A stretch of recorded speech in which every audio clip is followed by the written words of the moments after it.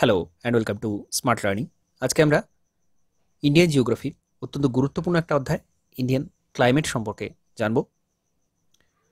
তো প্রথমে আমাদের জানতে হবে যে ভারতের জলবায়ুটা ঠিক কীরকম, কি কি বৈশিষ্ট্য এর রয়েছে বা মূল বিষয়টা কি।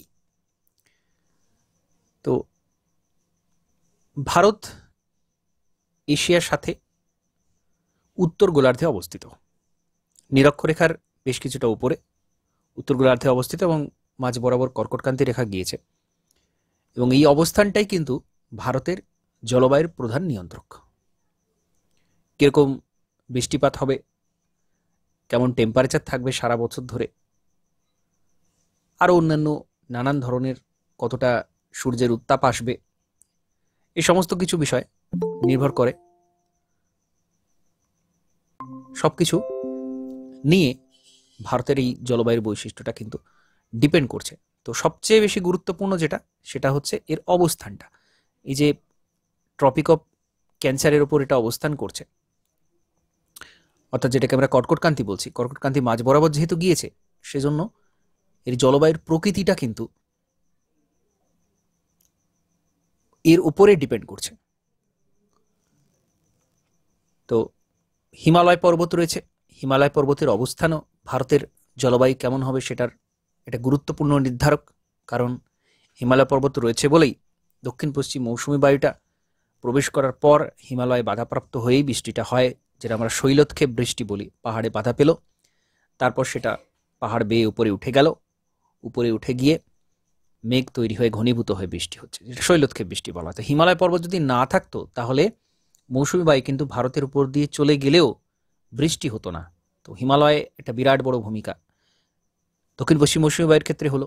আর উত্তর পূর্ব মৌসুমী বায়ু, যেটা ভারতের মধ্যে প্রবেশ করছে ঠিকই, কিন্তু সাইবেরিয়া অঞ্চল থেকে আসে, যেটা আরও উত্তরে অবস্থিত, যেখান থেকে প্রচণ্ড ঠান্ডা বায়ুটা ভারতে কিন্তু প্রবেশ করে না। চীনে কিন্তু প্রচণ্ড ঠান্ডা পড়ে, কিন্তু ভারতে পড়ে না। একটাই কারণ, হিমালয়। হিমালয় যদি না থাকতো তাহলে কিন্তু ওই সাইবেরিয়ার প্রচণ্ড ঠান্ডাটা ভারতেও চলে আসতো। তো হিমালয় একটা বিরাট বড় গুরুত্বপূর্ণ ফ্যাক্টর ভারতের জলবায়ুর বৈশিষ্ট্য নির্ধারণের ক্ষেত্রে। আর এই কোল্ড এয়ার মাসটা যেটা সেন্ট্রাল এশিয়া থেকে আসছে, সেটা বাধা দিচ্ছে। এবং ইন্ডিয়া কিন্তু 3 থেকে 8 ডিগ্রি সেলসিয়াস টেম্পারেচার এখানে বেশি থাকছে। ওই চীন বা ওই যেখান থেকে বায়ুটা আসছে, সাইবেরিয়া বললাম, তার থেকে 3 থেকে 8 ডিগ্রি যথেষ্ট বেশি টেম্পারেচার কিন্তু থাকছে, বা মাইনাসে নামছে না অধিকাংশ জায়গা। যেগুলো উচ্চ পার্বত্য অঞ্চল সেটা আলাদা, সেটা উচ্চতার জন্য টেম্পারেচার নেমে যায়, কিন্তু ওই যে বায়ুটা আসছে উত্তর পূর্ব বায়ু, তার ফলে সেই পরিমাণ মাইনাসের টেম্পার কিছু যেতে পারছে না। তো এটা একটা গুরুত্বপূর্ণ ফ্যাক্টর রয়েছে। আর কি রয়েছে, সূর্যের উত্তরায়ণ যেটা বললাম, অবস্থান তো গুরুত্বপূর্ণ বিষয়। যে কর্কটক্রান্তির ওপর যখন লম্বভাবে কিরণ দিচ্ছে, তো সূর্যের অবস্থান এটা নির্ধারণ করছে। ওই জায়গাতে কর্কটক্রান্তির উপর লম্বভাবে কিরণ দেওয়ার জন্য কিন্তু গ্রীষ্মকালে টেম্পারেচার যথেষ্ট বাড়ছে, এবং গ্রীষ্মকালে লু প্রবাহিত হচ্ছে। লু, যেটা থর, বালুচিস্তান, ইরানিয়ান ডিজার্ট, পুরো এরিয়াটাতে কিন্তু লু বায়ুটা প্রবাহিত হয়, যেটা গ্রীষ্মকালের একটা গুরুত্বপূর্ণ বায়ু, যেটা আমরা উত্তর পশ্চিম ভারতে এবং ভারতের মধ্যবর্তী অঞ্চলে অধিকাংশ জায়গাতে কিন্তু এই লু বায়ুটা দেখতে পাওয়া যায়। তো পুরো ইন্ডিয়াটা হিমালয়ের দক্ষিণ দিকে পুরো ট্রপিক্যাল কান্ট্রি হিসেবে এগুলোকে দেখা হয়, অর্থাৎ ক্রান্তীয় জলবায়ুর অন্তর্গত দেশগুলো কিন্তু সব ধরা হয়। তো seasonal reversal of wind in Arabian Sea and Bay of Bengal gives India a tropical monsoon climate. ক্রান্তীয় মৌসুমী জলবায়ু কেন বলা হচ্ছে? কারণ এই যে মৌসুমী বায়ু সিজনালি 6 মাস দক্ষিণ পশ্চিম দিক থেকে, 6 মাস উত্তর পূর্ব দিক থেকে প্রবাহিত হচ্ছে, এই জন্যই কিন্তু ভারতকে মৌসুমী জলবায়ুর দেশ বা ক্রান্তীয় মৌসুমী জলবায়ুর দেশ বলা হচ্ছে। তো ওয়েট অ্যান্ড ড্রাই ক্লাইমেট, আর্দ্র জলবায়ু, যেটা দক্ষিণ পশ্চিম মৌসুমী বায়ু যখন প্রবাহিত হয় গ্রীষ্মকালে, বর্ষাকালে দেখতে পাওয়া যাচ্ছে। আর শুষ্কটা যখন শীতকাল, উত্তর পূর্ব মৌসুমী বায়ু যখন প্রবাহিত হয় শুষ্ক, কারণ সেটা স্থলভাগের উপর দিয়ে আসছে। স্থলভাগের উপর দিয়ে আসার ফলে সেখানে কোনো জলীয় বাষ্প থাকছে না, যেটা শীতকালে প্রবাহিত হচ্ছে উত্তর পূর্ব মৌসুমী বায়ু, তো সেটা শুষ্ক। আর দক্ষিণ পশ্চিমটা যেহেতু জলবায়ুর উপর দিয়ে প্রবাহিত আছে, সেজন্য সেটা কিন্তু আর্দ্র ওয়েট, এবং তার ফলে কিন্তু মূল বৃষ্টিপাতটা হয়ে থাকছে। তো বৈশিষ্ট্য কি কি রয়েছে?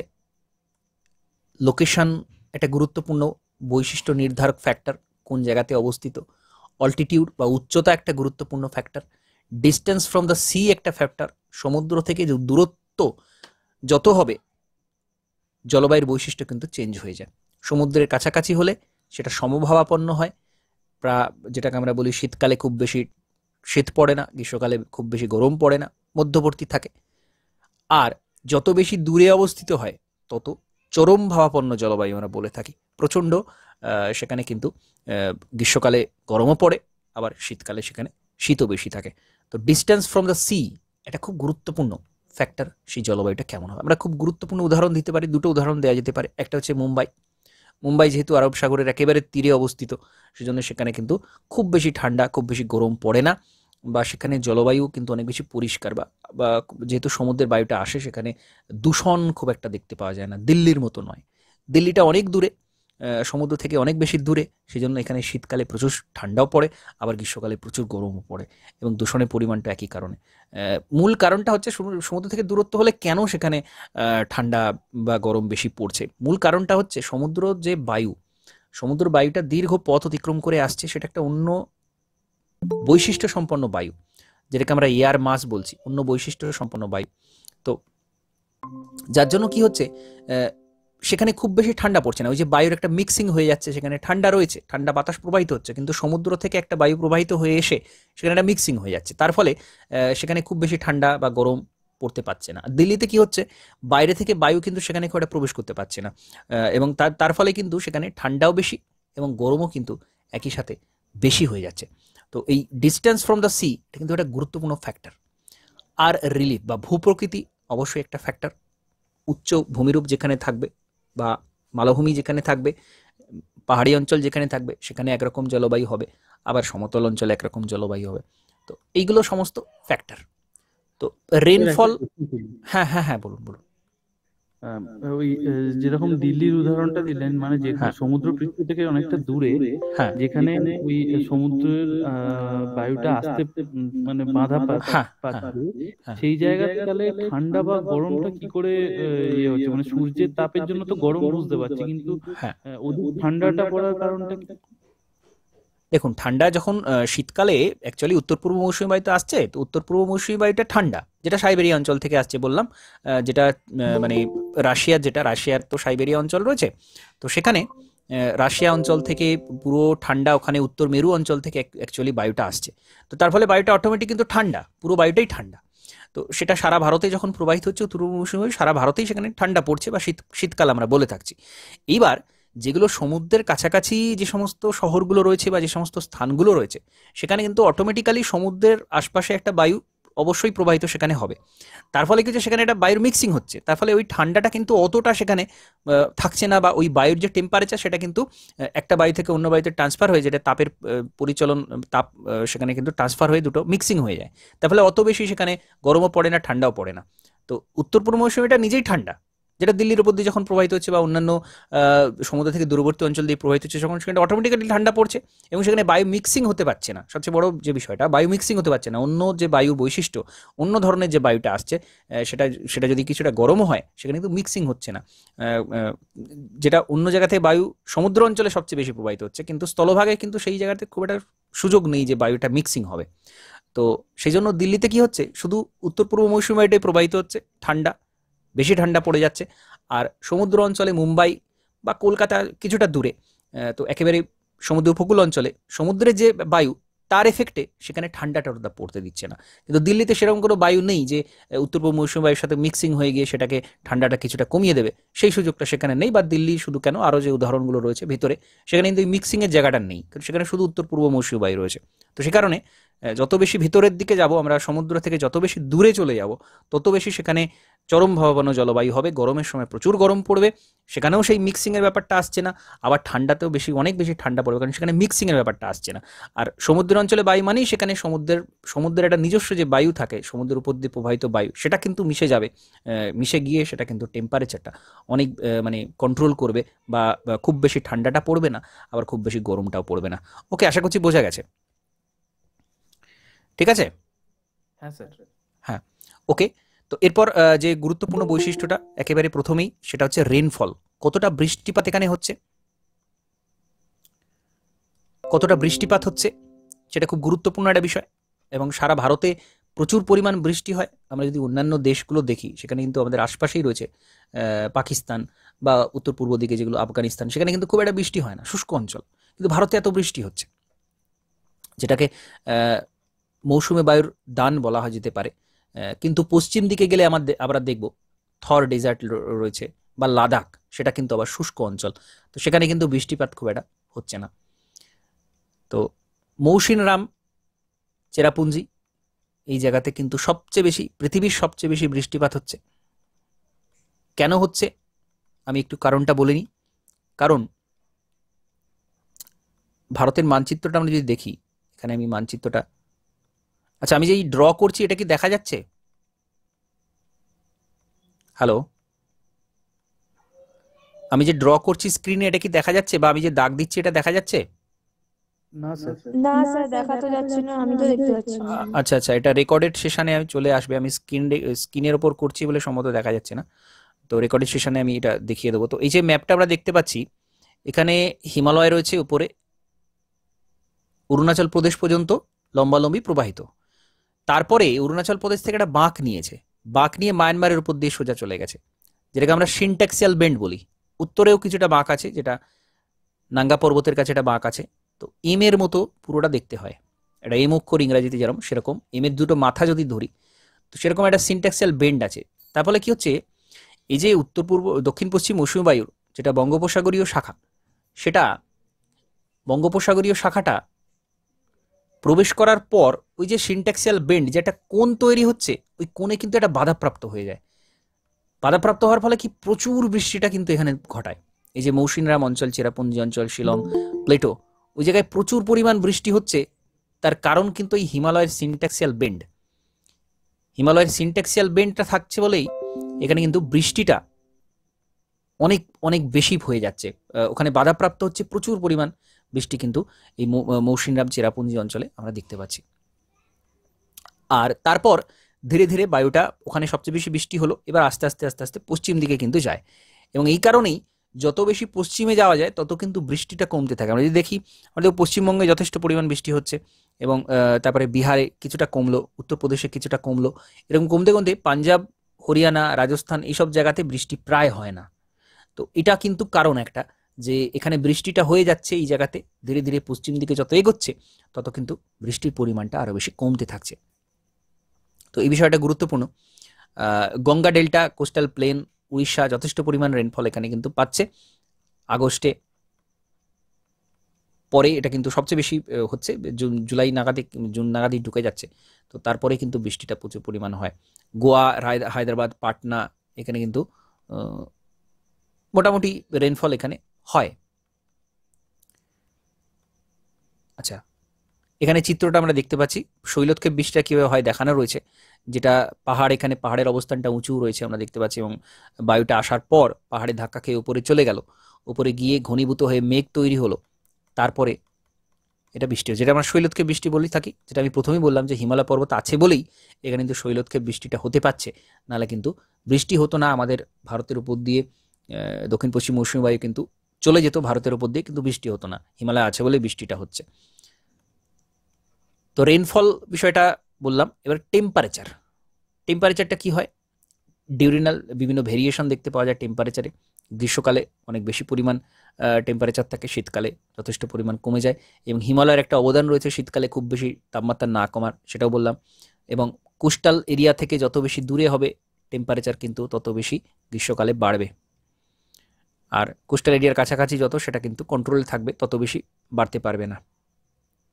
আর উঁচু অঞ্চল যেগুলো, সেটা তো একটা বটেই, উচ্চতা বাড়ার সাথে সাথে টেম্পারেচার কমতে থাকে। উচ্চতা বাড়ার সাথে সাথে কিন্তু টেম্পারেচার কমতে থাকে। আচ্ছা, এখানে একটা ম্যাপ রয়েছে, যেটা টেম্পারেচার ম্যাপ আমরা বলতে পারি। এখানে যত বেশি রেড কালারটা রয়েছে তত এখানে কিন্তু টেম্পারেচার বাড়ছে। রেড কালারের সাথে সাথে টেম্পারেচারটা কিন্তু বাড়ছে। তো রাজস্থান, গুজরাট, মধ্যপ্রদেশ সবচেয়ে বেশি ডিপ রেড আছে, তার মানে এখানে কিন্তু টেম্পারেচার 37.5 ডিগ্রির থেকে বেশি থাকে। গ্রীষ্মকালে যে টেম্পারেচার বা আমরা সারা বছরের যে গড় তাপমাত্রা যদি ধরি, তাহলে কিন্তু আমরা দেখব এখানে কিন্তু ম্যাক্সিমাম টেম্পারেচারটা দেখতে পাওয়া যায়। এবং মধ্যপ্রদেশে ওই একই কারণে সমুদ্র থেকে যথেষ্ট দূরত্ব বেশি। গুজরাটের এখানে হওয়ার কারণটা হচ্ছে এখানে কিন্তু বৃষ্টিপাত খুব একটা হয় না, যেটা আমি আগেও বললাম যে যত বেশি পশ্চিম দিকে যাচ্ছি আমরা, পশ্চিম দিকে যাওয়ার সাথে সাথে দেখব বৃষ্টিপাত কিন্তু ধীরে ধীরে ধীরে ধীরে কমছে। এবং এই একই কারণে এবং এখানে কোনো পর্বতের অবস্থানও নেই যে আরব সাগরীয় শাখা যখন ঢুকলো পশ্চিমঘাট পর্বতে প্রচুর বৃষ্টি ঘটালো, কিন্তু তারপরে বাধাপ্রাপ্ত বলতে সেই হিমালয়, তারপরে আর কিন্তু জায়গা নেই কোথাও বাধাপ্রাপ্ত হওয়ার। আরাবল্লী পর্বত দাঁড়িয়ে আছে উত্তর দক্ষিণে, যার ফলে সেখানে বায়ুটা কিন্তু ধাক্কা খাচ্ছে না, তার ফলে সেখানে বৃষ্টি কিন্তু হচ্ছে না। তো এই কারণে পশ্চিম দিকে বৃষ্টিও হচ্ছে না, আবার সমুদ্র থেকে দূরত্ব যেগুলো রয়েছে সেখানে কিন্তু তাপমাত্রা যথেষ্ট বেশি থাকে, 37.5 ডিগ্রি বেশি তাপমাত্রা থাকে। তারপরে এই কমলা রংটা যেটা রয়েছে উত্তরপ্রদেশ, ছত্তিশগড়, এখানে তেলেঙ্গানা, অন্ধ্রপ্রদেশ, এই জায়গাতে কিন্তু মধ্যম মানের তাপমাত্রা থাকছে। এবং ধীরে ধীরে যত লাইট কালারটা রয়েছে সেখানে আরেকটু টেম্পারেচার একটু কম। পশ্চিমবঙ্গ, ঝাড়খণ্ড, বিহার, উত্তরাখণ্ড, মহারাষ্ট্র, এখানে তাপমাত্রা আরেকটু কম। এবং তারপরে আমরা যে লাইট ব্লুটা দেখতে পাচ্ছি আরেকটু কমতে কমতে যত বেশি ডিপ কালার এখানে ব্লুতে দেওয়া আছে সেটা কিন্তু তাপমাত্রা সব থেকে বেশি। টেম্পারেচার একটা ম্যাপ আমরা এখানে জাস্ট দেখছি একটা আইডিয়া নেওয়ার জন্য যে আমাদের সারা ভারতের তাপমাত্রাটা কোথায় কীরকম থাকে। তো এরপর ফ্যাক্টর ইনফ্লুয়েন্সিং ইন্ডিয়ান ক্লাইমেট, যেটা খুবই গুরুত্বপূর্ণ, এই বিভিন্ন সময় বললাম, আরেকবার আমি বলে নিচ্ছি যে কি কি বিষয়, কোন কোন ফ্যাক্টর ভারতের জলবায়ুর উপর প্রভাব ফেলছে। প্রথম হচ্ছে ল্যাটিটিউডাল লোকেশন, অক্ষাংশগত অবস্থান। অক্ষাংশ নিরক্ষরেখা থেকে যত বেশি উত্তর দিকে আর যত বেশি দক্ষিণ দিকে যাওয়া যাবে তত বেশি টেম্পারেচারটা কমবে। খুব সিম্পল ব্যাপার, কারণ সূর্যের যে রশ্মিটা সেটা কিন্তু তির্যকভাবে পড়ছে। সূর্যের রশ্মি যত বেশি তির্যকভাবে পড়বে তত বেশি সেখানে টেম্পারেচার কম থাকবে, যেটা একেবারে উত্তর মেরুতে একেবারে দক্ষিণ মেরুতে গিয়ে যেটা আমরা দেখতে পাই যে 6 মাস দিন 6 মাস রাত্রি। তো তার ফলে সবচেয়ে কম টেম্পারেচারটা সেখানে দেখতে পাওয়া যায়। আর যেটা বললাম আরেকটা যে ডিস্টেন্স ফ্রম দ্য সি, সমুদ্র থেকে দূরত্বের কারণে সেটাও কিন্তু জলবায়ুকে নিয়ন্ত্রণ করে বিরাট পরিমাণ। হিমালয়ের অবস্থান অবশ্যই গুরুত্বপূর্ণ ফ্যাক্টর, বৃষ্টিপাত তো হচ্ছেই, তার সাথে সাথে উত্তর পূর্ব মৌসুমী বায়ুকে বাধা দিচ্ছে, তার ফলে হিমালয় একটা ইনফ্লুয়েন্সিং ফ্যাক্টর হয়ে যাচ্ছে ভারতীয় জলবায়ুর ক্ষেত্রে। ফিজিওগ্রাফি খুব গুরুত্বপূর্ণ, ভূপ্রকৃতি কেমন হয় তার উপরও জলবায়ু ডিপেন্ড করে। উচ্চ অঞ্চলে তো ঠান্ডা থাকবেই, তাছাড়া মালভূমি অঞ্চলে কি হয়, বিভিন্ন যে খনিজ পদার্থ থাকে মালভূমি অঞ্চলে, আমরা যদি শীতকালে আমরা সমভূমি অঞ্চল থেকে যদি মালভূমি অঞ্চলে যাই দেখবো সেখানে ঠান্ডাটা অনেক বেশি, গরমের সময় আবার গরম অনেক বেশি, তার কারণ সেখানে কিন্তু যে খনিজ পদার্থগুলো থাকে মাটিতে তারা কিন্তু প্রচুর তাপমাত্রা ধরে রাখতে পারে, আবার শীতকালে কিন্তু বেশি বেশি ঠান্ডা হয়ে যায় সেগুলো। তো ফিজিওগ্রাফি কিন্তু অনেক দিক থেকে গুরুত্বপূর্ণ বিষয় রয়েছে। মনসুন উইন্ড তো রয়েছে, মৌসুমি বায়ু প্রবাহটা পুরোপুরি ভারতের জলবায়ুকে নিয়ন্ত্রণ করছে, সেটা রয়েছে। আপার এয়ার সার্কুলেশন, অর্থাৎ এখানে জেট স্ট্রিমের কথা বলা হচ্ছে, অর্থাৎ যেটা প্রায় 12 থেকে 18 কিলোমিটার উচ্চতায়, আমাদের ভূপৃষ্ঠ থেকে 12 থেকে 18 কিলোমিটার উচ্চতায় সাধারণত পশ্চিম দিকে প্রবাহিত যে বায়ু, যেটাকে জেট স্ট্রিম বলা হয়, সেই জেট স্ট্রিম বিরাট বড় ভূমিকা রয়েছে। জেট স্ট্রিমের সাথে আমাদের যে মৌসুমী বায়ুর প্রবাহের কারণ, কেন মৌসুমী বায়ু উত্তর পূর্ব দিক থেকে বা দক্ষিণ পশ্চিম দিক থেকে প্রবাহিত হয়, জেট স্ট্রিমের সাথে একটা রিলেশন বলা হয়। তো জেট স্ট্রিম এটা বা আপার এয়ার সার্কুলেশন বা জেট স্ট্রিম যা নামেই ডাকি না কেন, এর একটা বিরাট ভূমিকা রয়েছে। আর কি রয়েছে, এল নিনো আর লা নিনা। এল নিনো আর লা নিনা প্রশান্ত মহাসাগরের তাপমাত্রা সাথে জড়িত, যদি খুব সংক্ষেপে বলতে হয়, প্রশান্ত মহাসাগরের তাপমাত্রার সাথে জড়িত এল নিনো এবং লা নিনা। প্রশান্ত মহাসাগরের তাপমাত্রা, প্রশান্ত মহাসাগরের পূর্ব দিকে পেরু উপকূলের তাপমাত্রা যখন অতিরিক্ত বেড়ে যায় তখন এই এল নিনোটা তৈরি হয়, যেটা কিনা আমাদের মৌসুমী বায়ুকে দুর্বল করে দেয়। আমাদের ভারতবর্ষের আশপাশে ভারতে খরা দেখতে পাওয়া যায় যখন এল নিনো অ্যাক্টিভ থাকে। এল নিনো অর্থাৎ ওই পেরু উপকূলে একটা উষ্ণ স্রোত প্রবাহিত হয়, তাপমাত্রা প্রচুর বেড়ে যায়, তখন সেটাকে আমরা এল নিনো বলি। আর লা নিনা ঠিক এর বিপরীত অবস্থা, যখন ভারতের উপকূল সহ প্রশান্ত মহাসাগরকে যদি আমরা দেখি, প্রশান্ত মহাসাগরের যে পশ্চিম উপকূল রয়েছে, অস্ট্রেলিয়া থেকে শুরু করে একেবারে ফিলিপাইন্স হয়ে জাপান পর্যন্ত পশ্চিম দিকে, সেখানে কিন্তু টেম্পারেচারটা বেশি থাকছে। যখন এটা হয় তখন লা নিনা ফেজ দেখতে পাওয়া যায়, অর্থাৎ কিনা মৌসুমি বায়ু সেখানে অ্যাক্টিভ থাকে, ভারতে যথেষ্ট পরিমাণ বৃষ্টি হয়, আর অন্যান্য জায়গাতে খরা দেখতে পাওয়া যায়। তো বিপরীত জিনিসটা হয়, এল নিনোর সময় বৃষ্টি হয় না, আমাদের এখানে খরা হয়, আর লা নিনার সময় মৌসুমি বায়ু যথেষ্ট পরিমাণ বৃষ্টি ঘটায়। তো এটাও কিন্তু ভারতের জলবায়ুকে একটা নিয়ন্ত্রণ করে। এবং এল নিনো লা নিনা একটা 7 বছরের চক্র আছে, 7 বছর ছাড়া ছাড়া এল নিনো অ্যাক্টিভ থাকে। সাধারণ সূত্র দিয়ে এটা মানে অবজারভেশনে দেখা হয়, এরকম কোনো ফিক্সড ফাইনাল নেই যে সব সময় হতেই হবে, কিন্তু 7 বছর ছাড়া ছাড়া মোটামুটি এরকম একটা ফেজ দেখতে পাওয়া যায়।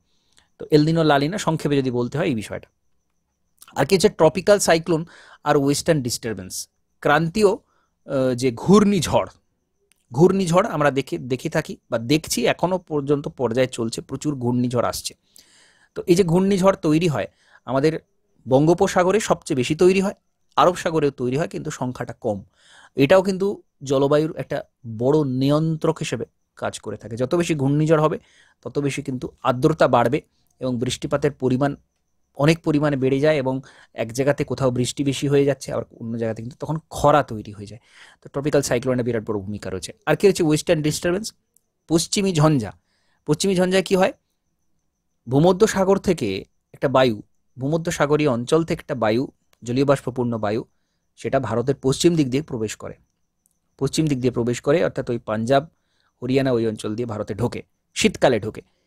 তার ফলে কি হয়, ওই অঞ্চলগুলোতে এবং ওই বায়ুটা যতদূর পর্যন্ত প্রবাহিত হতে পারে সেই সমস্ত অঞ্চলে বৃষ্টি হয়, অর্থাৎ একেবারে পশ্চিম থেকে শুরু করে পাঞ্জাব, হরিয়ানা, উত্তরপ্রদেশ, বিহার, কখনো কখনো পশ্চিমবঙ্গ পর্যন্ত চলে আসে।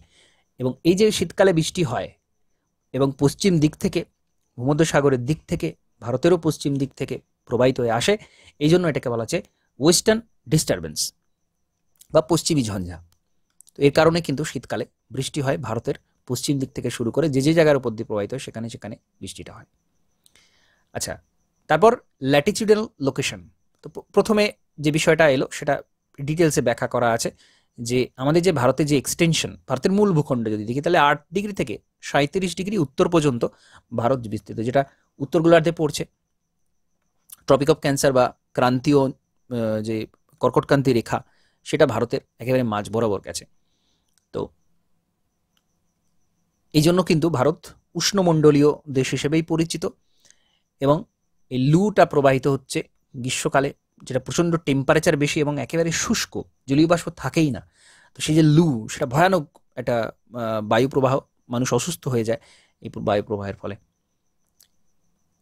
এখানে ল্যাটিচিউডাল যে লোকেশনটা ভারতের দেখানো রয়েছে, 8 ডিগ্রি 4 মিনিট থেকে 37 ডিগ্রি 6 মিনিট পর্যন্ত ভারতের মূল ভূখণ্ড এটা কিন্তু রয়েছে। তার জন্য আমাদের পুরোপুরি জলবায়ুর কিন্তু নিয়ন্ত্রণ এই বিষয়টার উপর অনেকখানি ডিপেন্ডেন্ট। আর ডিস্টেন্স ফ্রম দ্য সি, যেটা আগেই আমি বলেছি, এখানে একটা ম্যাপ দেওয়া রয়েছে। ভারতের এই যে কোস্টাল এরিয়া, প্রচুর অনেক বড়, যথেষ্ট বড় কোস্টাল এরিয়া রয়েছে, ত্রিভুজের মতো। তো এর কারণে কিন্তু ভারতে এই সমস্ত কোস্টাল এরিয়াতে কখনোই খুব বেশি চরমভাবাপন্ন জলবায়ু দেখতে পাওয়া যায় না। ভেতর দিকে আমরা যত বেশি যাব তত চরমভাবাপন্ন জলবায়ু দেখা যাবে, শীত বেশি পড়বে, গরমও বেশি পড়বে। ম্যাপটা এখানে গুরুত্বপূর্ণ।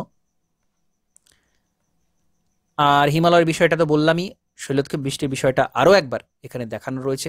এখানে আমরা দেখছি তিব্বত মালভূমি, হিমালয়ের যেটা উত্তর দিকে রয়েছে তিব্বত প্লেটো, তিব্বত মালভূমি, আর এটা হচ্ছে হিমালয়, তারপরে এই অংশটা হচ্ছে হিমালয়। এবং এই যে মনসুন উইন্ড, মৌসুমী বায়ু, এটা কিন্তু প্রবেশ করার পর হিমালয় বাধাপ্রাপ্ত হচ্ছে, বাধাপ্রাপ্ত হওয়ার পর উপরে উঠে যাচ্ছে, হিমালয়ের দেওয়াল বেয়ে একদম উপর দিকে উঠে গেল।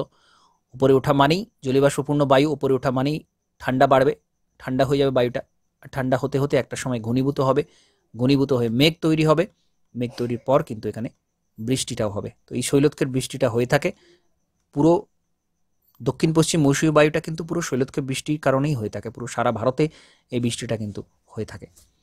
দুটো ব্রাঞ্চ যে আরব সাগর দিয়ে ঢুকলো, আরব সাগর দিয়ে ঢোকার পরে সেটা কিন্তু ভারতের যে পশ্চিম উপকূল, যেখানে আমরা পশ্চিমঘাট পর্বত একেবারে লম্বালম্বি বিস্তৃত, সেইখানে প্রথমে বাধাপ্রাপ্ত হচ্ছে পশ্চিমঘাট পর্বতের পশ্চিম ঢালে, পশ্চিমঘাট পর্বতের পশ্চিম ঢালে কেরালা থেকে শুরু করে কর্ণাটক থেকে শুরু করে একেবারে কোস্টাল এরিয়াতে এখানে প্রচুর পরিমাণ বৃষ্টি হয়, প্রচুর পরিমাণ বৃষ্টি হয়, এবং সেই কারণে এখানে কিন্তু রেন ফরেস্টটা দেখতে পাওয়া যায়। একটাই কারণ, দক্ষিণ পশ্চিম মৌসুমী বায়ু এই পর্বতের ঢালে বাধা পেয়ে, পশ্চিমঘাট পর্বতের ঢালে বাধা পেয়ে প্রচুর পরিমাণ বৃষ্টি ঘটাচ্ছে। তো সেই জন্য সেখানে রেন ফরেস্ট দেখতে পাওয়া যায়, বায়োডাইভার্সিটি তৈরি হয়েছে, প্রচুর জীবজন্তু নানা রকম সেখানে দেখতে পাওয়া যায়। আর একটা বিষয় গুরুত্বপূর্ণ, ইস্ট থেকে ওয়েস্টের দিকে যত আমরা যাব, পূর্ব থেকে পশ্চিম দিকে যত আমরা যাব, তত বৃষ্টিটা কমে যাচ্ছে কেন? আমরা যদি দেখি, আমরা দেখবো এখানে একটা রেনফলের ম্যাপ দেওয়া রয়েছে। যত বেশি ডিপ কালার তত বেশি বৃষ্টিপাত এখানে বেশি হয়। এখানে উত্তর পূর্ব দিকে যদি আমরা দেখি তাহলে দেখবো মেঘালয় রয়েছে, তারপরে অরুণাচল প্রদেশ, আসাম, প্রচুর প্রচুর এখানে বৃষ্টিপাত হচ্ছে। মেঘালয় শিলং প্লেটোতে সবচেয়ে বেশি বৃষ্টি হচ্ছে এখানে। শিলংয়ের যদিও চেরাপুঞ্জি আর ওই শিলং অঞ্চলে বৃষ্টিটা একটু কমে যায়, বৃষ্টির ছায়া অঞ্চল বলা হয়। যে পর্বতের যে ঢালে বৃষ্টি হলো তার উল্টো দিকে যখন চলে যাচ্ছে বায়ুটা, জলীয় বাষ্প কমে যায় কিছুটা, বৃষ্টি কম হয়। তো চেরাপুঞ্জিতে মৌসুমী নামে বৃষ্টি হচ্ছে, শিলংয়ে যখন যাচ্ছে তখন বৃষ্টিটা একটু কমে যায়। যাই হোক, তো এখানে ডিপ কালারে যেগুলো দেখানো রয়েছে সেখানে সব বেশি বেশি বৃষ্টিপাত হচ্ছে, আর যত বেশি লাইট কালার তত বৃষ্টি কমে যাচ্ছে। মানে এদিকে রাজস্থান, গুজরাট, পাঞ্জাব এইসব অঞ্চলে বৃষ্টিটা অনেক বেশি কমে যাচ্ছে, অনেক বেশি কমে যাচ্ছে। এর কারণটা কি? কারণ এই দক্ষিণ পশ্চিম মৌসুমী বায়ু আরব সাগরীয় শাখা হোক বা বঙ্গোপসাগরীয় শাখা হোক, এটা ঢোকার পরে প্রথমে তো পশ্চিমঘাট পর্বতে ধাক্কা খেলো আরব সাগরীয় শাখাটা, বঙ্গোপসাগরীয় শাখা কিন্তু একেবারে চলে যাচ্ছে উত্তর পূর্ব দিকে, হিমালয়ের রেঞ্জ এর সাথে যখন ধাক্কা খাচ্ছে তখনই বৃষ্টিটা শুরু হচ্ছে। এবার এটা হতে হতে পশ্চিম দিকে প্রবাহিত হচ্ছে বায়ুটা, দক্ষিণ পশ্চিম মৌসুমী বায়ুটা হিমালয়ের গা বেয়ে পশ্চিম দিকে আস্তে আস্তে এগোচ্ছে। যত পশ্চিম দিকে এগোচ্ছে তত জলীয় বাষ্পের পরিমাণ কমতে থাকছে, কারণ বৃষ্টিটা অলরেডি হয়ে যাচ্ছে। বৃষ্টিটা হওয়ার পর আর খুব বেশি জলীয় বাষ্প অবশিষ্ট থাকে না। যত বেশি পশ্চিম দিকে যায় তত বেশি জলীয় বাষ্পটা কমে যায়। তো কমতে কমতে কমতে কমতে একটা সময় জলীয় বাষ্প থাকে না। তো পশ্চিম দিকে যখন একেবারে পশ্চিম দিকে চলে যাচ্ছে, সেটা রাজস্থান হোক, পাঞ্জাব হোক বা গুজরাটেরও একেবারে পশ্চিম দিকে যখন চলে যাচ্ছে, তখন আর সেখানে জলীয় বাষ্প থাকছে না, সুতরাং বৃষ্টিও সেখানে হচ্ছে না। তো এটা খুব গুরুত্বপূর্ণ বিষয় যে পশ্চিম দিকে কেন এই কম বৃষ্টিটা হচ্ছে, এর কারণ তখন আর জলীয় বাষ্পটা থাকে না, জলীয় বাষ্পটা শেষ হয়ে যায়।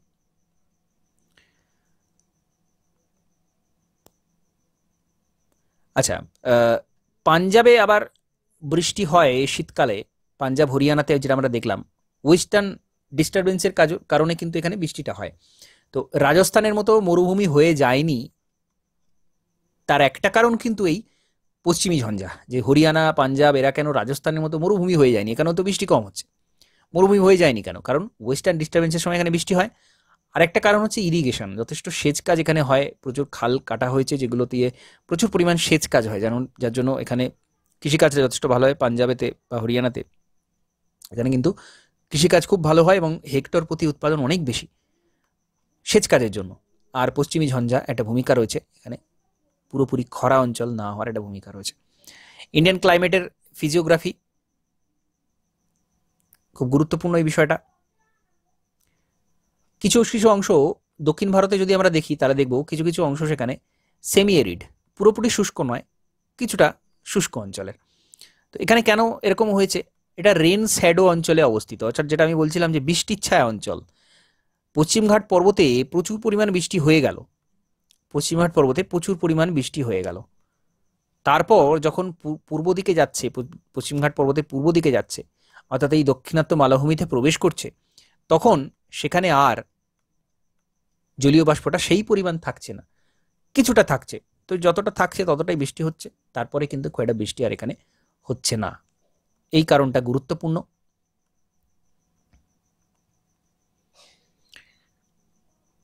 গুজরাট, রাজস্থানে কিন্তু খুব একটা বৃষ্টি হয় না। Why no significant rainfall in Gujarat and Rajasthan?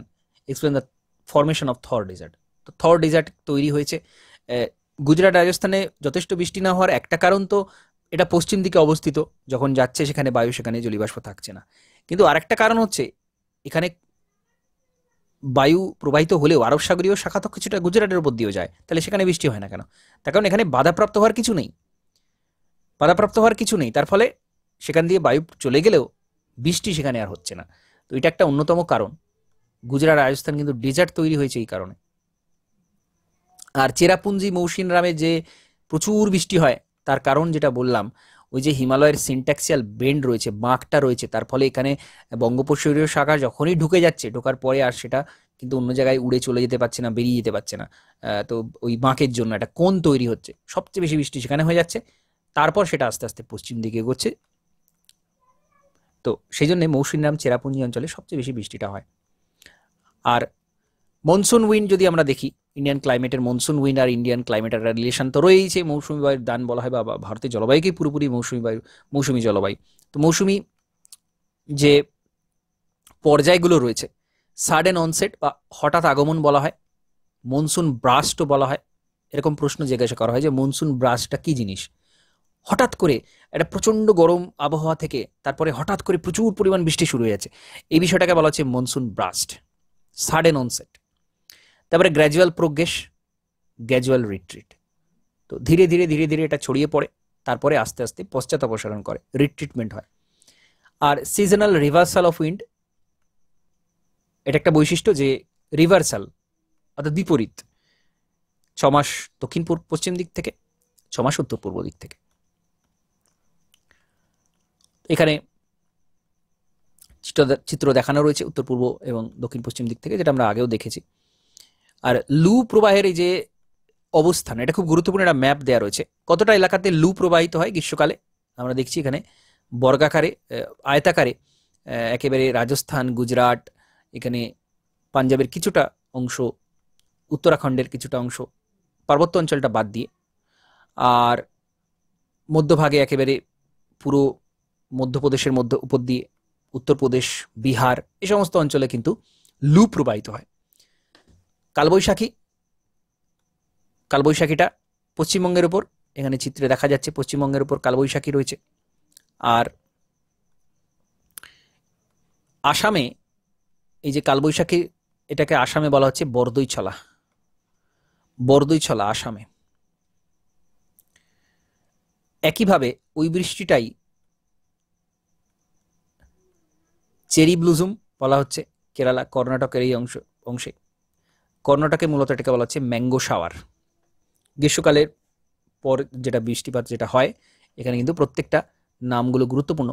পশ্চিমবঙ্গে কালবৈশাখী, আসামে বরদৈছলা, কর্ণাটকে ম্যাঙ্গো শাওয়ার, কেরালাতে চেরি ব্লুজুম বা ব্লুজুম শাওয়ার। গুরুত্বপূর্ণ ম্যাপটা।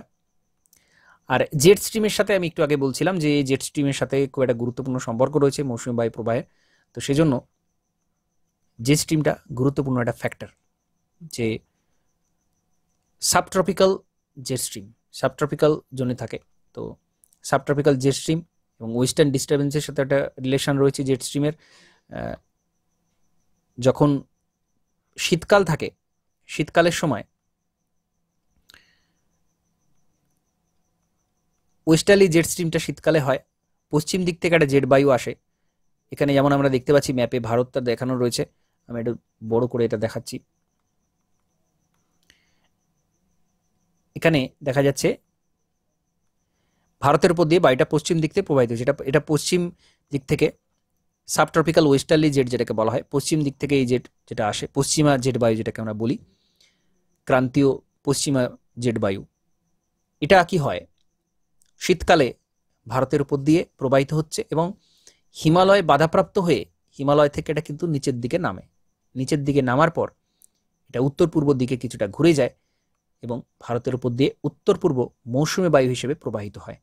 এটা কিন্তু জেট স্ট্রিম থিওরি বলছে, এটা জেট স্ট্রিম থিওরি বলছে যে এই সাবট্রপিক্যাল ওয়েস্টার্লি জেট এটা হিমালয় বাধাপ্রাপ্ত হচ্ছে এবং সেখান থেকে বায়ু নিমজ্জিত হয়ে ভারতের উপর দিয়ে উত্তর পূর্ব মৌসুমী বায়ুরূপে প্রবাহিত হচ্ছে। এটা সাবট্রপিক্যাল জেট স্ট্রিমের কিন্তু মূল বিষয়টা। আর গ্রীষ্মকালে তাহলে কি হচ্ছে, গ্রীষ্মকালে ভারতের উপর দিয়ে প্রবাহিত হচ্ছে পূবালি জেট, ইস্টার্লি জেট স্ট্রিম। পূবালি জেট ভারতের উপর দিয়ে প্রবাহিত হচ্ছে, এখানে আমরা দেখছি রেড কালারে যেটা দেওয়া রয়েছে পূবালি জেট, এটা কিন্তু ভারতের উপর দিয়ে এইভাবে প্রবাহিত হয় এবং যখনই এটা অতিক্রম করে দক্ষিণ পশ্চিম দিক থেকে কিন্তু এটা ঘুরে যায় এবং আইটিসিডের অবস্থানের জন্য এটা হয়, ঘুরে যায় এবং দক্ষিণ পশ্চিম মৌসুমী বায়ুরূপে ঘুরে গিয়ে কিন্তু প্রবাহিত হয় ভারতের উপর দিয়ে। এবং যেহেতু এটা একবার আরব সাগর, ভারত মহাসাগরের উপর দিয়ে ঘুরে আসে, সেজন্য এটা প্রচুর জলীয় বাষ্প কিন্তু সংগ্রহ করে এবং ভারতে বৃষ্টি হয়। এটা জেট স্ট্রিম থিওরি অনুযায়ী এটা বলা হয় যে পূবালি জেট বায়ুর জন্য বা ইস্টার্লি জেট স্ট্রিমের জন্য কিন্তু দক্ষিণ পশ্চিম মৌসুমি বায়ুটা শুরু হয় এবং যেটাকে আমরা sudden onset of south West monsoon বলছি, বা হঠাৎ আগমন, দক্ষিণ পশ্চিম মৌসুমি বায়ুর হঠাৎ আগমন ঘটছে। তো এই বিষয়টাকে ইস্টার্লি জেট স্ট্রিম দায়ী এটা বলা হয়। ওয়েস্টার্ন ডিস্টারবেন্স যেটা বললাম, খুব সুন্দর চিত্রের সাহায্যে এটা দেখানো রয়েছে যে ভূমধ্যসাগর এখানে ভারতের, আমরা যদি পশ্চিম দিকে চলে যাই তাহলে দেখবো এখানে ভূমধ্যসাগর রয়েছে, এখানে এখানে কিন্তু ডিস্টারবেন্সটা তৈরি হচ্ছে, এখানে ঘূর্ণি একটা তৈরি হচ্ছে ভূমধ্যসাগরে, এবং ভূমধ্যসাগরের উপর দিয়ে আসছে মানে তার মধ্যে জলীয় বাষ্প থাকছে প্রচুর, একেবারে ভারতে প্রবেশ করছে এবং দিল্লি পর্যন্ত, পাঞ্জাব হরিয়ানা হয়ে দিল্লি বা তার আশপাশের পুরো অংশটাতে প্রচুর বৃষ্টি হয় এবং শীতকালে হয়। তো ওয়েস্টার্ন ডিস্টারবেন্স এটাকেই বলা হয়। চিত্রটা খুব গুরুত্বপূর্ণ, এখানে রেড কালারে দেখানো রয়েছে অ্যারো দিয়ে যে পশ্চিমী ঝঞ্ঝাটা কিভাবে মেডিটেরিয়ান সি বা ভূমধ্যসাগর থেকে ভারতে প্রবেশ করে। আচ্ছা, এল নিনো লা নিনা আমি ছোট করে বলেছিলাম, এখানে বলা রয়েছে এল নিনো, এখানে প্রশান্ত মহাসাগরের ছবিটা দেখানো রয়েছে, আমি আরেকবার বলে দিচ্ছি। প্রশান্ত মহাসাগর এদিকটা পূর্ব দিক, ডান দিকটা, এবং বাম দিকটা পশ্চিম দিক, তাহলে পূর্ব প্রশান্ত মহাসাগর, সাউথ আফ্রিকা কোস্ট অর্থাৎ এখানে পেরু চিলি উপকূল, এইখানে টেম্পারেচার প্রচুর বেড়ে যাচ্ছে। টেম্পারেচার বেড়ে যাওয়ার ফলে এখানে কিন্তু ওয়ার্ম ওয়াটারটা এখানে এসে জমা হয়, জড়ো হয়, তার ফলে এখানে প্রচুর পরিমাণ কিন্তু নিম্নচাপ তৈরি হয়, এখানে বৃষ্টিটা প্রচুর বেশি হয়ে যায়, ভারতে আর বৃষ্টি এখানে কিন্তু হয় না। এটা এল নিনো কন্ডিশনে দেখতে পাওয়া যায়। ভারতে তখন খরা, এল নিনো অ্যাক্টিভ থাকা মানে ভারতে খরা।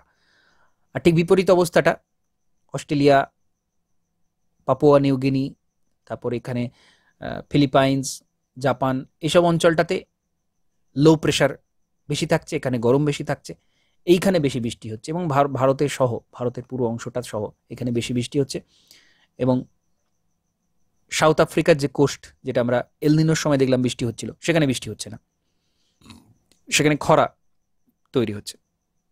এটা লা নিনা বলা হয়, যেটা মৌসুমী বায়ুর নর্মাল ফেজ, মৌসুমী বায়ুর স্বাভাবিক অবস্থা, লা নিনা কন্ডিশনে এটা হয়। আর এল নিনো হওয়া মানেই মৌসুমী বায়ু কিন্তু আর বৃষ্টি হবে না। আর ইএনএসও পুরো ঘটনাটাকে একসাথে বলা হয় এল নিনো সার্দান অসিলেশন, দক্ষিণী দোলন। তো পুরো অংশটাকে, এই যে প্যাসিফিকের ওয়ার্ম ওয়াটার, প্যাসিফিকের লো প্রেশার, পশ্চিম প্রশান্ত মহাসাগরের ঠান্ডা এবং হাই প্রেশার ওয়েস্টার্ন প্যাসিফিক, এই সব কটাকে মিলিয়ে একসাথে এল নিনো আর সার্দান অসিলেশন বা দক্ষিণী দোলন এটাকে বলা হচ্ছে। ইএনএসও ফুল ফর্ম জিজ্ঞাসা করার সময় এল নিনো সার্দান অসিলেশন, দক্ষিণী দোলন।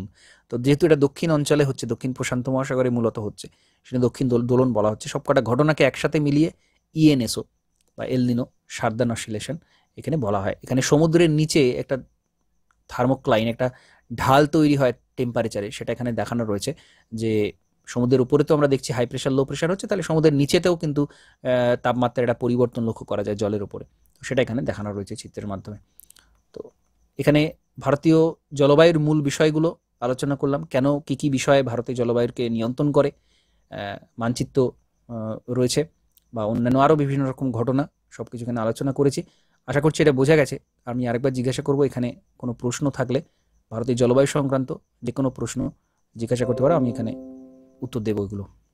স্যার একটু হ্যাঁ একটা প্রশ্ন ছিল, হ্যাঁ হ্যাঁ ওই আইটিসি জেড এর সাথে হ্যাঁ জেড স্ট্রিমের কি রিলেশনটা, ওটা যদি একটু বলেন, মানে গরমকাল আর শীতকালের বেসিসে একটু, তাহলে আচ্ছা, আমি জেট স্ট্রিমটা আমি আরেকবার বলছি।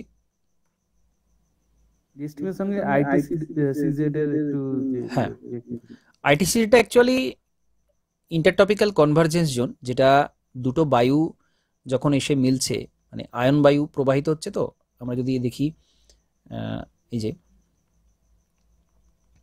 ইকুয়েটর রয়েছে নিচে, ভারতের নিচে, আর ভারতের মাঝ বরাবর চলে গেছে কর্কটক্রান্তি।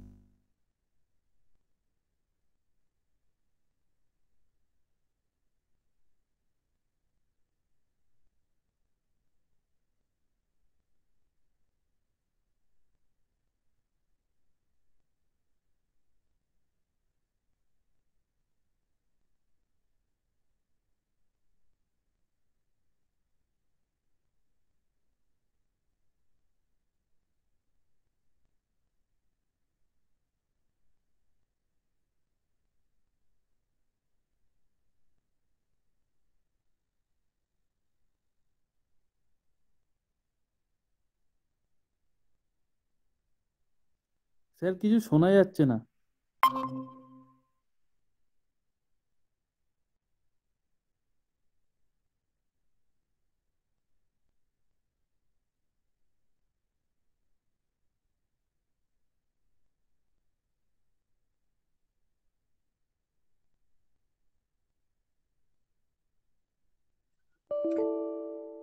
স্যার কিছু শোনা যাচ্ছে না।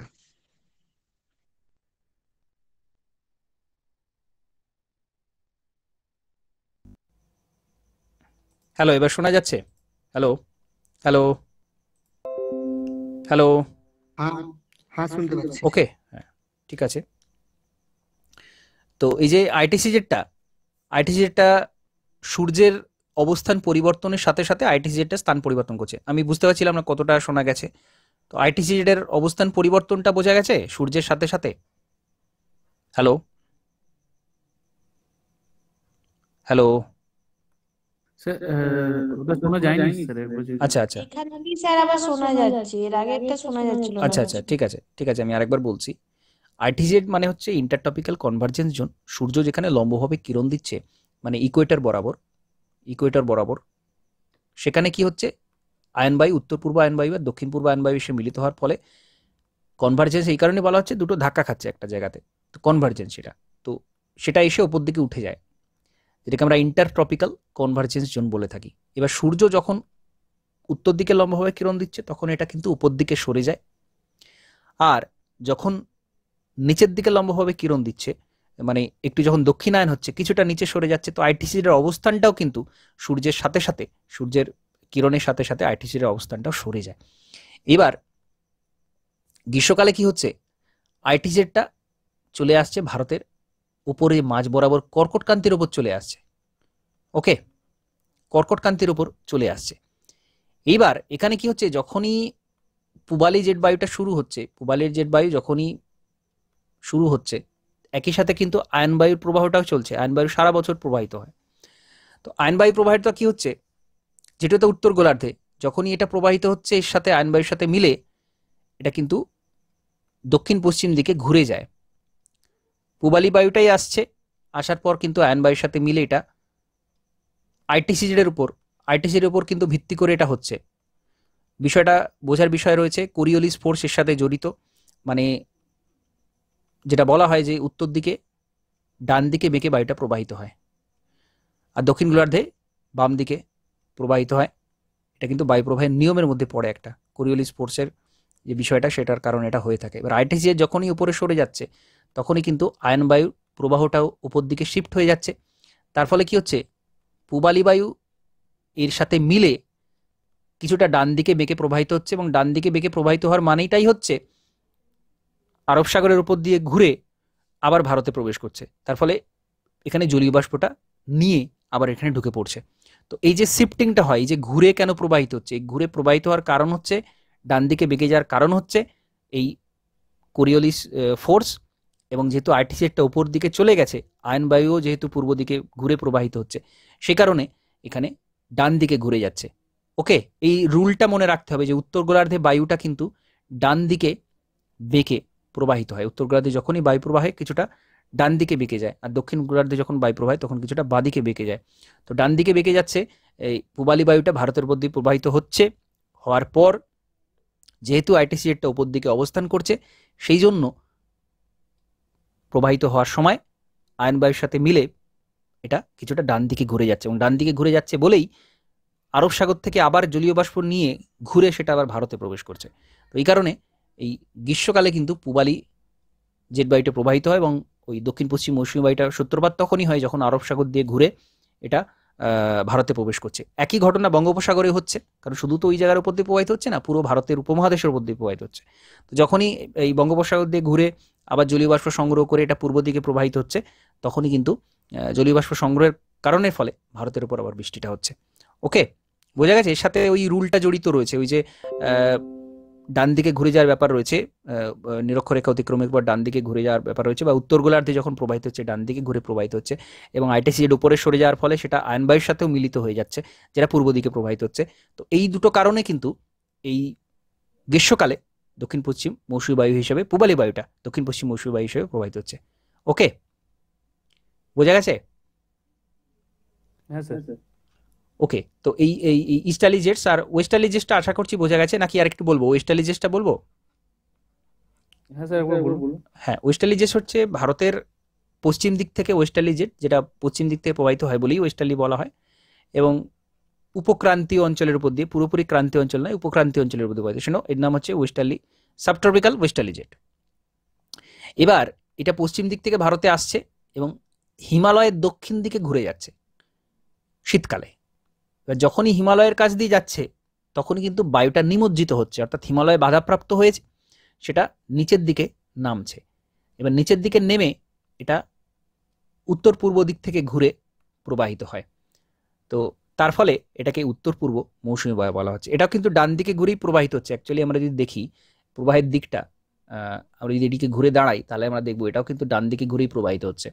তো এই ওয়েস্টার্লি জেট হিমালয় বাধাপ্রাপ্ত হচ্ছে, বায়ু নিমজ্জিত হচ্ছে, অর্থাৎ নিচের দিকে নেমে আসছে, এবং উত্তর পূর্ব দিক থেকে ঘুরে এটা প্রবাহিত হচ্ছে। তো সেই জন্য এটাকে বলা হচ্ছে সাবট্রপিক্যাল ওয়েস্টার্লি জেট।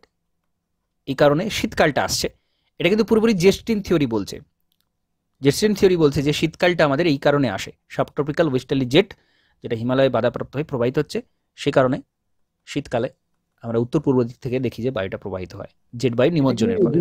মনসুনের সাথে সম্পর্ক আছে? হ্যাঁ, মৌসুমী বায়ুটাই তো, উত্তর পূর্ব মৌসুমী বায়ুর কথাই তো বলছি। উত্তর পূর্ব দিক থেকে প্রবাহিত হওয়ার মানে উত্তর মনসুন বলে না? রিট্রিটিং মনসুন তো পশ্চাৎ অপসারীকারী মনসুন, যেটা মানে আমরা তো 4টে ফেজ দেখতে পাই, মানে আমাদের যে ঋতু 4টে ফেজ দেখতে পাই। যখন দক্ষিণ পশ্চিম মৌসুমী বায়ু আস্তে আস্তে আস্তে আস্তে কমে আসছে বৃষ্টিটা, এবং তারপরে ধীরে ধীরে হঠাৎ করে তো একদিন থেমে গিয়ে সেই দিনই উত্তর পূর্ব দিক থেকে শুরু হচ্ছে এরকম নয়, ধীরে ধীরে ধীরে ধীরে সেটা ঘুরছে। তো পশ্চাৎ অপসারণকারী ওই যখনই আস্তে আস্তে শেষ হতে থাকে তখনই বলা হয় পশ্চাৎ অপসারণকারী। তো তার মানে এই নয় যে একদিনে হঠাৎ করে ঘুরে যাচ্ছে, আস্তে আস্তে আস্তে আস্তে তো বায়ুর প্রবাহটা বন্ধ হচ্ছে, দক্ষিণ পশ্চিম মৌসুমী বায়ু বন্ধ হয়ে গিয়ে উত্তর পূর্বটা শুরু হচ্ছে আস্তে আস্তে। তো ওই রিট্রিটিং বিষয়টা ওটাকে বলা হয়। আর এই যে উত্তর পূর্ব দিক থেকে প্রবাহিত হয়, উত্তর পূর্ব দিক থেকে যখন প্রবাহিত হয় বৃষ্টি তো হয় না, কিন্তু ওই দক্ষিণ ভারতে তামিলনাড়ুতে একটু বৃষ্টি হয় শীতকালে। তার কারণ হচ্ছে ওই বঙ্গোপসাগরের মধ্যে যখন প্রবাহিত হচ্ছে উত্তর পূর্ব মৌসুমী বায়ুটা, তখন তামিলনাড়ু খাঞ্জাভুর জেলাতে প্রচুর বৃষ্টি হয়, বা সবচেয়ে বেশি বৃষ্টি হয় ওই ওই জায়গাটাতে। পুরো তামিলনাড়ুর ওই অংশটাতেই, কোস্টাল এরিয়াটাতেই বৃষ্টি হয়, কারণ বঙ্গোপসাগরের মধ্যে যখন যায় তখন জলীয়বাষ্পটা পেয়ে যায়, তখন ওখানে আবার প্রচুর বৃষ্টি হয়। তো এই বিষয়টা গুরুত্বপূর্ণ। ওকে, পুরোপুরি এটা জেস্টিন থিওরি বলছে, এটা জেস্টিন থিওরি। মৌসুমী বায়ু, উত্তর পূর্ব মৌসুমী বায়ু এই সাবট্রপিক্যাল ওয়েস্টার্লি জেটের সাথে সম্পর্ক, আর দক্ষিণ পশ্চিম মৌসুমী বায়ু ইস্টার্লি জেটের সাথে সম্পর্কিত, এটা পুরো মৌসুমী বায়ু থিওরিটা কিন্তু বলছে। ওকে, ডেসক্রিপটিভ রাইটিংয়ে কাজে লাগবে এই বিষয়টা। এখানে অনেক কিছু বললাম, এগুলো সব অপশনাল জিওগ্রাফির মূল জায়গাতে এগুলো বলার প্রয়োজন রয়েছে। এখানে আমাদের যেটা জানতে হবে, জিওগ্রাফি যেটা ইন্ডিয়ান জিওগ্রাফি যে পোর্শনটা, ক্লাইমেটোলজি, ক্লাইমেটের যে পোর্শনটা, ইন্ডিয়ান ক্লাইমেট, সেখানে জানতে হবে যে এই সাবট্রপিক্যাল ওয়েস্টার্লি জেটের সাথে উত্তর পূর্ব মৌসুমী একটা সম্পর্ক আছে, আর ইস্টার্লি জেট স্ট্রিম যেটা, সেটা সাথে ওই দক্ষিণ পশ্চিম মৌসুমী বায়ুর একটা সম্পর্ক রয়েছে। এটা হচ্ছে মূল বিষয়। ওকে, হ্যাঁ স্যার। হ্যাঁ ঠিক আছে। আর আর আর কারো কিছু জানার আছে?